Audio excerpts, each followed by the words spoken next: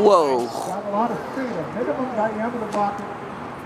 And okay, no parachute, but it's still coming down safely. No parachute. The wad didn't kick. Yeah, it didn't quite pop it all the way. That's fine. I don't think it took a hard. No. So we'll let him enter his... Maybe we should not take parachute and just wrap the rope around it. So they have certain rockets that are designed like that to just pop apart. Set to go. Next rocket is pad number 3. 10, 5, 4, 3, 2, 1, launch. Nice little spin, a little stabilizing spin on that one. Once again, a little trying. with the It's trying. coming out, but still This time in the weather, too, they stick to themselves statically. Yeah. So you can get some baby powder, put it on it. Oh, okay.